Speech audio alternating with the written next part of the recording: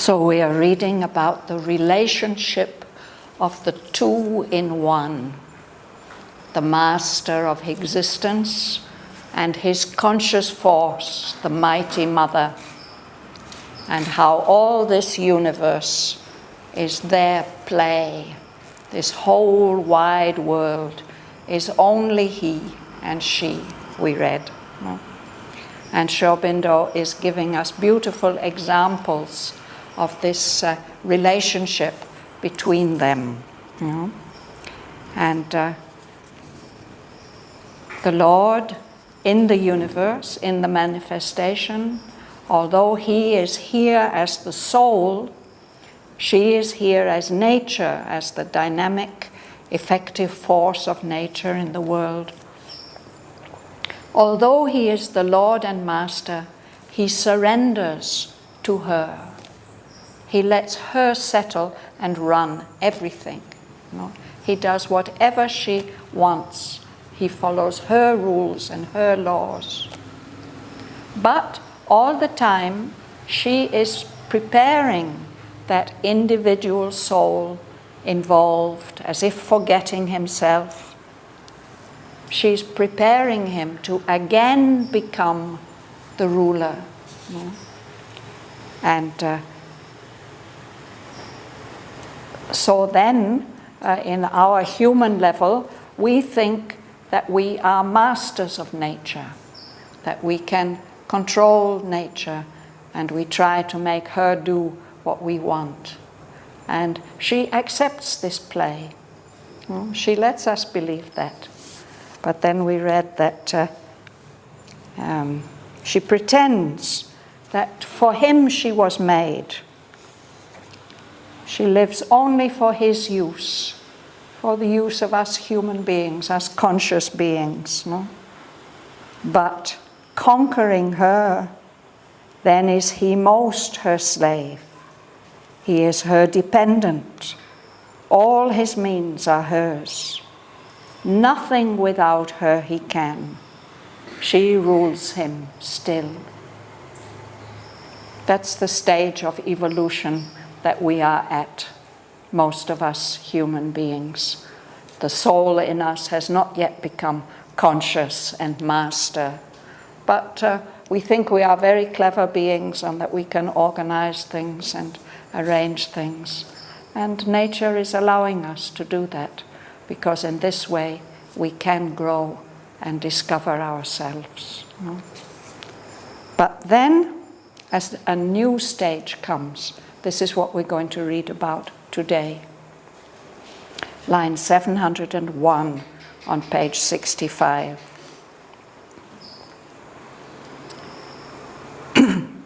At last he wakes to a memory of self. He sees within the face of deity. The Godhead breaks out through the human mould. Her highest heights she unmasks and is his mate. Till then, he is a plaything in her game, her seeming regent, yet her fancy's toy. A living robot moved by her energy springs. He acts as in the movements of a dream, an automaton stepping in the grooves of fate. He stumbles on, driven by her whip of force. His thought labors, a bullock in time's field. His will, he thinks his own, is shaped in her forge. Obedient to world nature's dumb control, driven by his own formidable power, his chosen partner in a titan game. Her will he has made the master of his fate. Her whim the dispenser of his pleasure and pain. He has sold himself into her regal power for any blow or boon that she may choose. Even in what is suffering to our sense, he feels the sweetness of her mastering touch. In all experience meets her blissful hands. On his heart he bears the happiness of her tread and the surprise of her arrival's joy in each event and every moment's chance. All she can do is marvelous in his sight. He revels in her, a swimmer in her sea, a tireless amateur of her world delight. He rejoices in her every thought and act, and gives consent to all that she can wish. Whatever she desires, he wills to be. The Spirit, the innumerable One, he has left behind his lone eternity. He is an endless birth in endless time, her finite's multitude in an infinite space.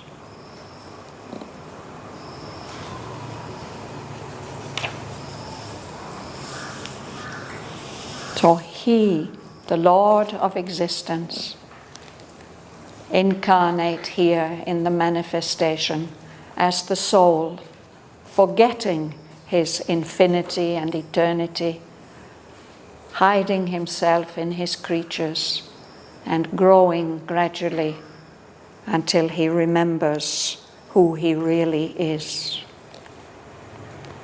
Martin, you'll start. At last he wakes to a memory of self. He sees within the face of deity. The Godhead breaks out to the human mould. The highest heights she unmasks, and is made. So this is, in a way, the culmination of the game, when the soul within wakes up to a memory of his own true and highest self. And then he sees within the human being one face, one individual Godhead of the Supreme Divine. And then that divine being within can break out through the human mold that is created by nature. Instead of nature ruling everything, it is the soul who becomes the master. And then nature ceases to be this lower nature that rules us normally. Instead, she reveals her highest heights, her divine nature. And then she is his mate, his partner, this two in one. They work together. It is not one dominating the other, but they are equal partners in the cosmic work.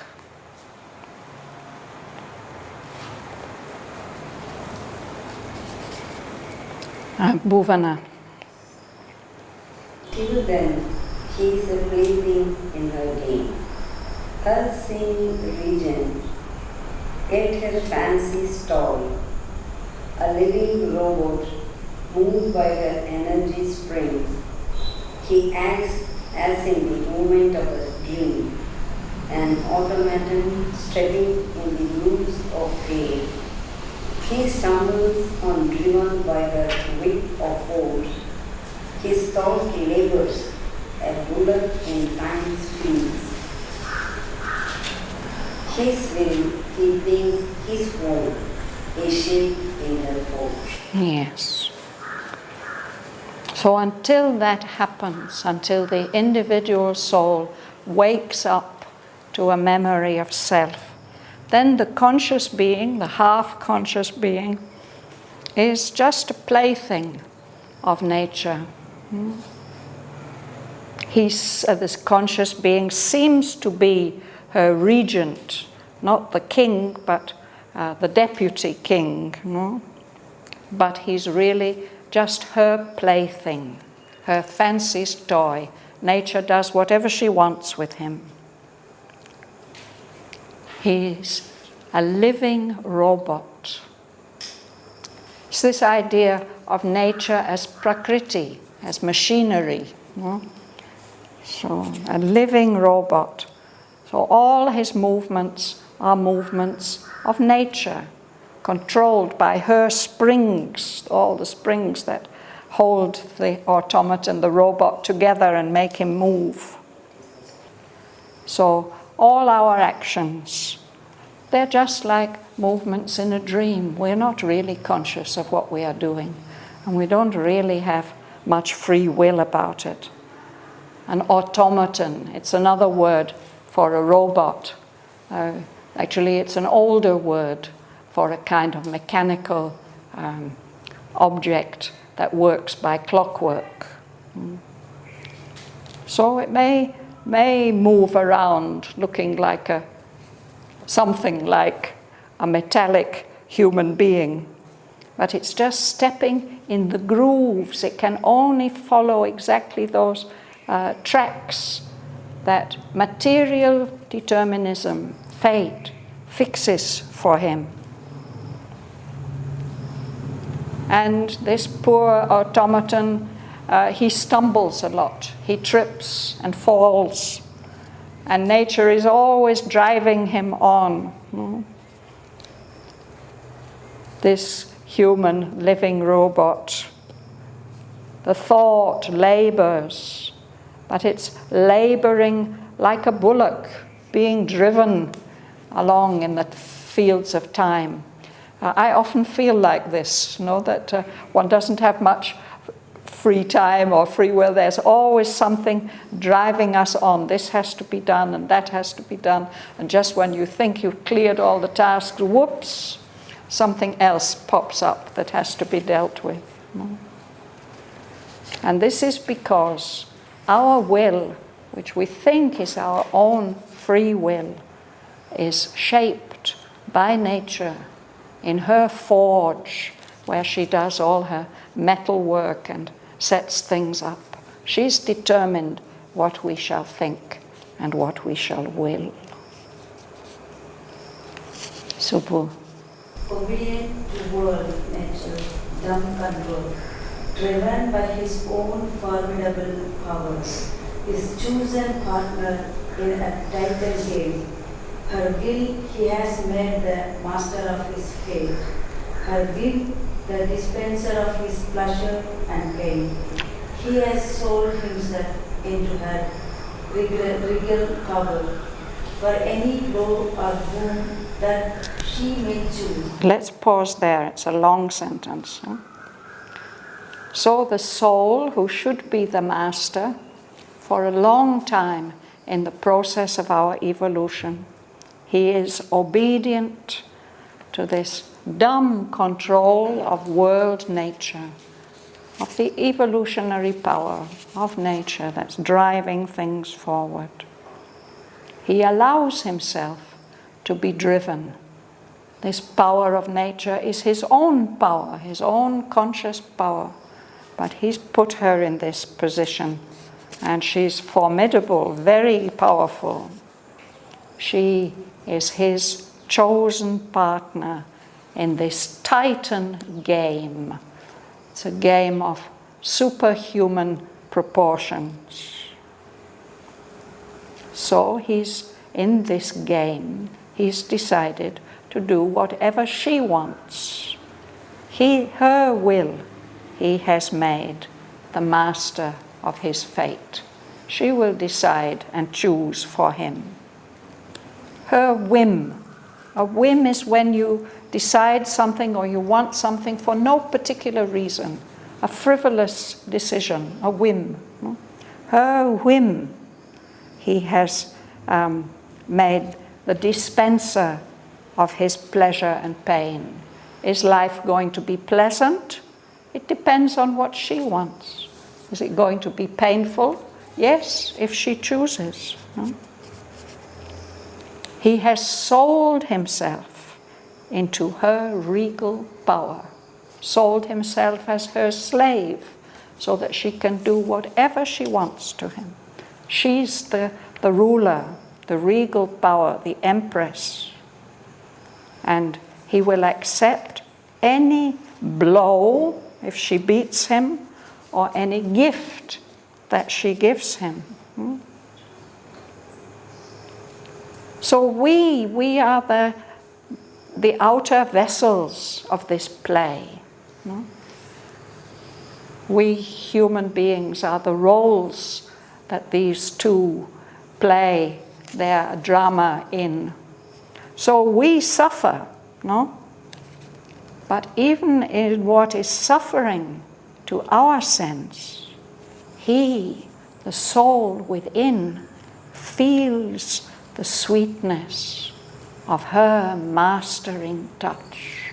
He feels the mother's power over him and he loves it. No? In all experience, he meets her blissful hands. On his heart, he bears the happiness of her tread. She's dancing on his breast. We saw that image a couple of weeks ago. No? Lord Shiva lying and Kali dancing. He feels her feet trampling on his heart. And he bears that, and he feels the surprise of her arrival's joy in each event and every moment's chance. So I explained further than we read, Nature doesn't explain herself to us. She seems to be unconscious. It's as if she can't express herself or make herself clear to us. But still, she's controlling us. No?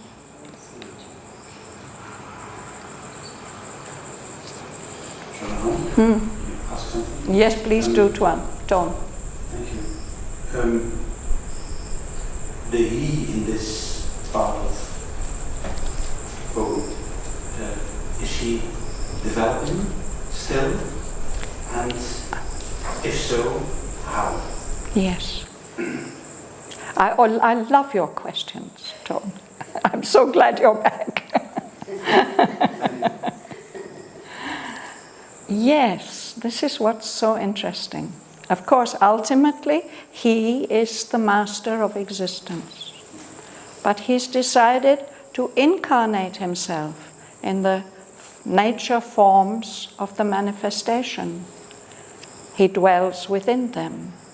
He dwells within them as the divine soul. But that soul is growing and evolving through many, many lives and many, many experiences. And so for a long time, as one forgetting, he searches for himself. He doesn't know who he is. And he allows nature to determine what he shall experience and how he shall grow and whatever happens to him. But all the time, we read last week, she's preparing him to become again the master and the ruler. And when he does, when at last he wakes to a memory of self and he remembers who he is, then that divine part breaks out from this human mould that nature has prepared for his growth. And then she also changes. She's no longer dealing with him like a toy or a slave. Then she reveals her divine higher levels and they become partners. in the world game. If you want to look in Sri Aurobindo's collected poems, there is a poem called The World Game. And it's a kind of love poem of the Ishwara, the Lord, to the Ishwari, to the Mighty Mother. So beautiful, such a wonderful poem. You can read that. So there too, Sri Aurobindo expresses this relationship between the Lord and his conscious force, between the two who are one. And in some traditions in India, it is the mother who is the supreme. No? There is the Lord, but some lines of spiritual exploration, they worship the mother. She will do everything for us. No? And in Sri Aurobindo's view of things, he sees it like this, that they are equals, and they play together, and they work together.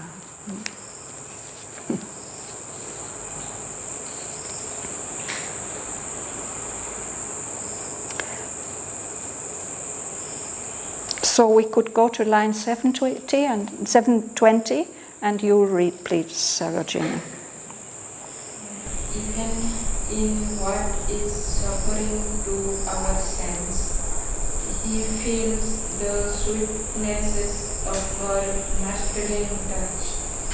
In all experience meets her blissful hands.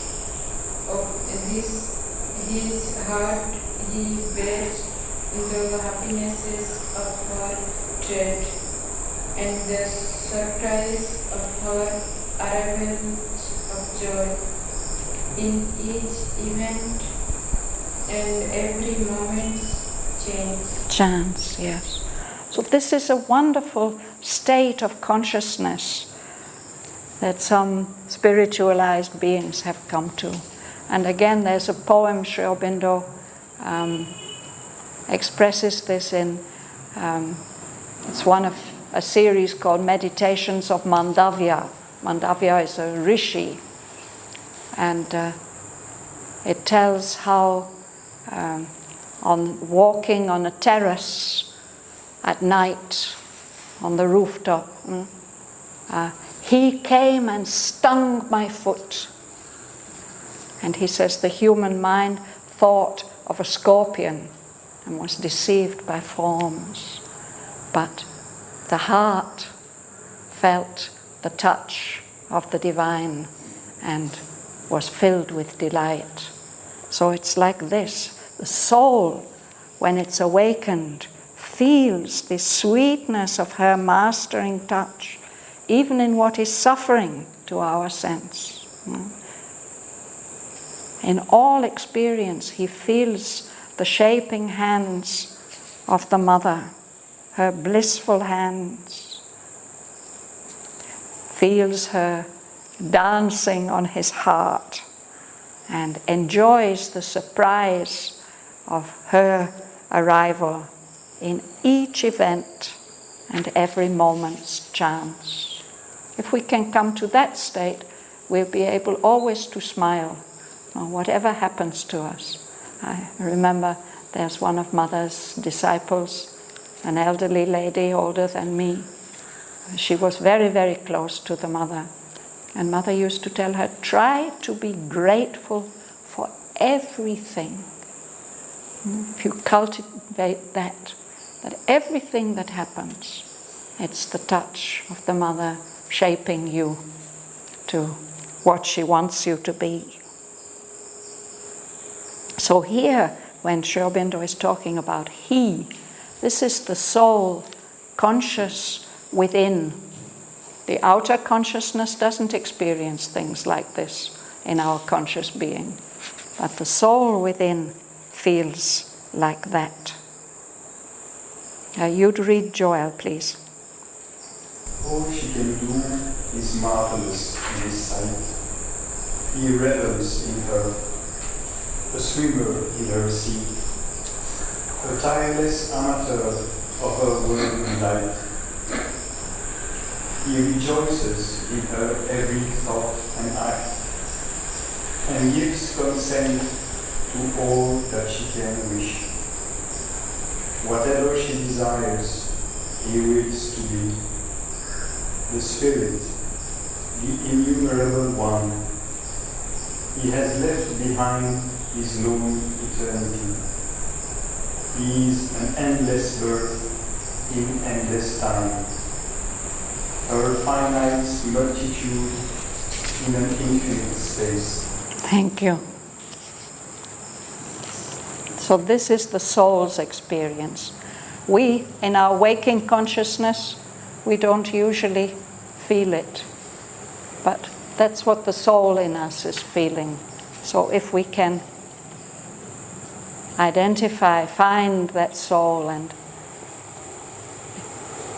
feel its experiences, then we can have this experience that everything that happens in the universe is marvelous in our sight.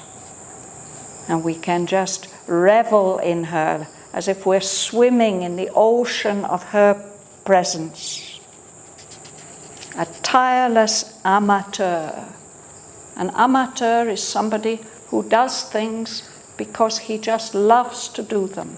You know, there are professional tennis players or football players, but there are amateurs, amateur actors, people who do amateur dramas. They are not doing it to earn a living or because they have to. They're doing it just for fun. So it is like this. He never gets tired of enjoying all the world delights that she offers to him. He rejoices in her every thought and act. And he gives consent. He says yes to whatever she wishes. He doesn't quarrel with her. He says yes. He's ready to be whatever she wants him to be. In his highest truth, he is the Spirit. Here in the manifestation, he is the innumerable one, the one who has become all this, all these, all of us, everything. In the manifestation, he's left behind that state of pure, eternal, infinite, undivided oneness. He's left behind his lone eternity. He's come here to be and to experience an endless birth in endless time. In time and space, forms and individualities, even forces, are born and die and are reborn. So it is he who is being born endlessly in all these movements, in endless time. He has become her finite multitude in an infinite space. It is nature who defines the limited forms of all these objects and movements and beings in the universe. A multitude, uncountable numbers of them. They are all her creations. He's accepted to inhabit all those, to become her finite multitude. And all this is happening in the infinite space of his own consciousness.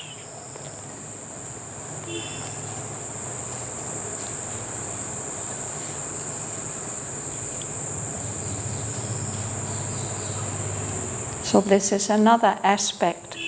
I said at the beginning we have 7 sections in this canto. Each of them is showing us the same secret knowledge, the key to our existence, to the universe. the key to everything, but different facets of it in each section. So in these two last sections, it's this relationship of the master of existence and his conscious force. Now Aurobindo is going to show that to us in another way. Would you like to read? The master of existence lurks in us and plays hide and seek with his own force. In nature's instrument, loiters secret God. The immanent lies in man as in his house. He has made the universe his pastimes field, a vast gymnasium of his works of mind. Thank you. So the previous section began differently. It said, the previous section said, all here, on page 60, all here, everything here, where each thing seems its lonely self, are figures of the sole transcendent one. Only by him they are. All these things and shapes are expressions of the one Lord who is beyond all limitation. So all these things only exist because he is in them. His breath is their life if they are living things. And all this physical substance is being molded by his presence dwelling within them. And now he's going to say this in a different way. The master of existence, the transcendent one, he's lurking, he's hiding in us. He's hiding in us and playing at hide and seek with his own force, his own conscious force, the mighty mother. In one of his aphorisms, Aurobindo says, God and nature are like a boy and girl in love and at play, playing hide and seek and running away that they may be chased and hiding so that they can be found. So that's their game. In nature's instrument, all of us are nature's instruments. And hiding in each of us is secret God. He's loitering in us. He's taking his time. To loiter means to move very, very slowly.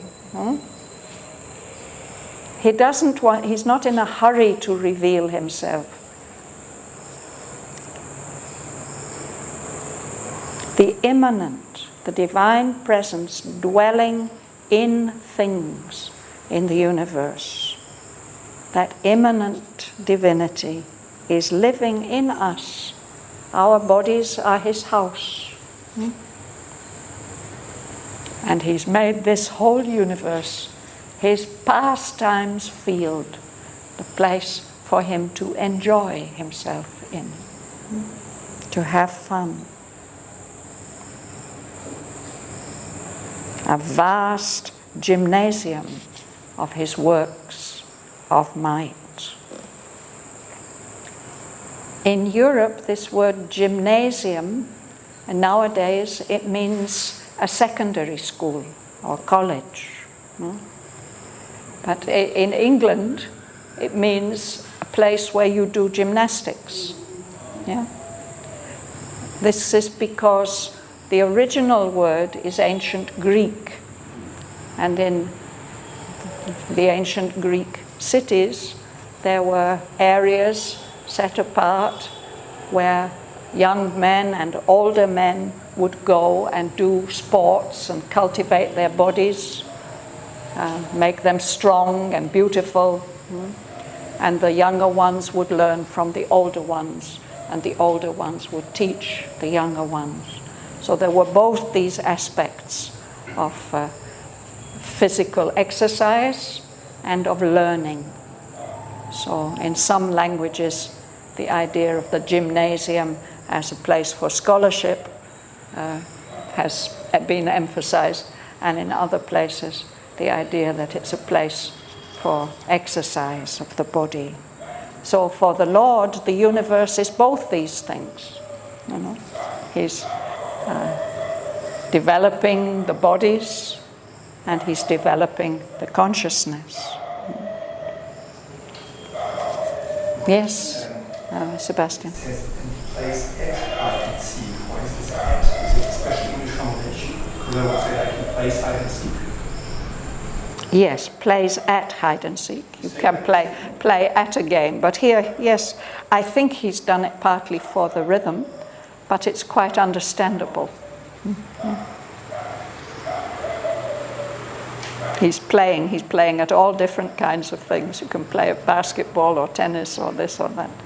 He's playing at hide and seek.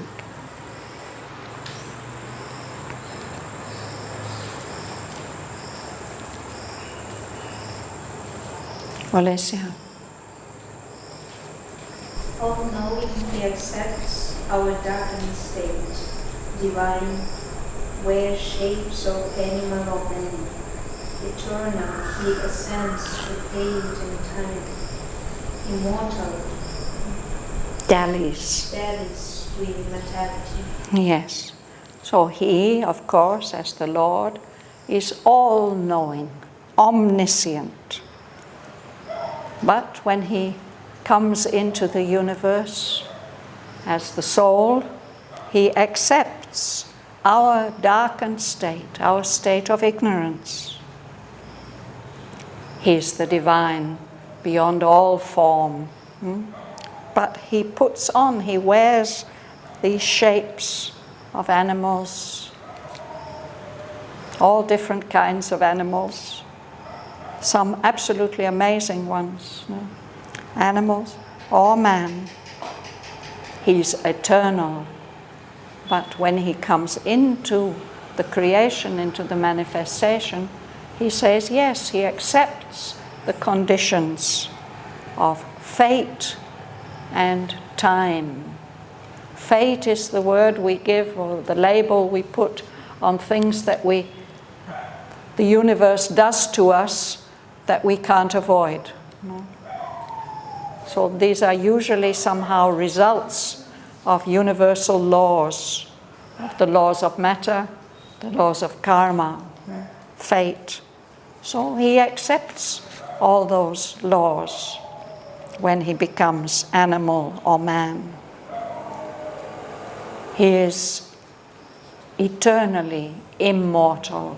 He's not subject to death at all. But He dallies, He plays with mortality, with being subject to death and ignorance. Gumsun, would you read, please? The all-conscious venture into the Himalayas. The all-blissful born to be incessant. Incarnated in a world of strife and pain, He puts on joy and sorrow like a law, and brings experience like a strengthening brine. He whose transcendence rules the permanent past. Prescient. Prescient now dwells in our subliminal depths, a luminous individual power alone. Yes. So this is what has happened. The Lord, the all-conscious, has made this adventurous step of accepting ignorance, unconsciousness, confusion, this twilight state that we are in. The one, all blissful, whose nature is forever pure bliss, ananda.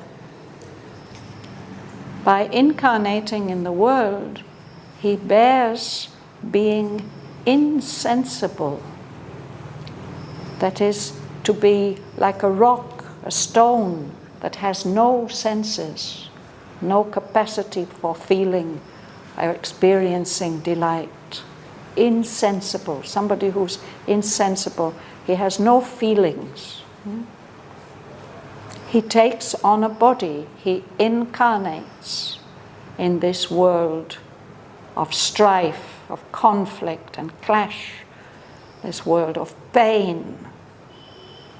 And so it's as if he dresses up in a robe of joy or a robe of sorrow. And for him, all experience is like a wine of delight that is strengthening, that gives him strength. This is one of the ways in which he grows.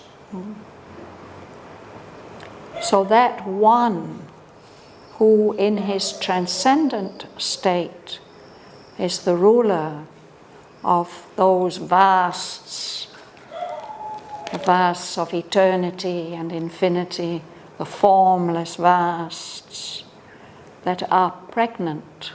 Those vasts are what give birth to all this and to the future. That's on his highest level, on his transcendent level. As the individual soul, he's dwelling in our subliminal depths, the deeper parts of our consciousness that we are not aware of, that are below the threshold of our awareness. But he's there, and there he is conscious. He's prescient. He's looking towards the future. He knows what will come. Within us, he is a luminous, individual power alone. That's the truth of our individual soul.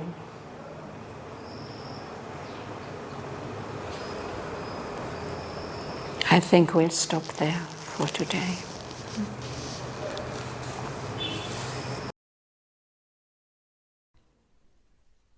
At last he wakes to a memory of self. He sees within the face of deity. The Godhead breaks out through the human mould. Her highest heights she unmasks and is his mate. Till then he is a plaything in her game, her seeming regent, yet her fancy's toy, a living robot moved by her energy springs. He acts as in the movements of a dream, an automaton stepping in the grooves of fate. He stumbles on, driven by her whip of force.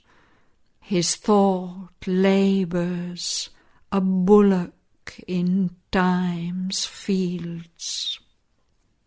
His will, he thinks his own, is shaped in her forge.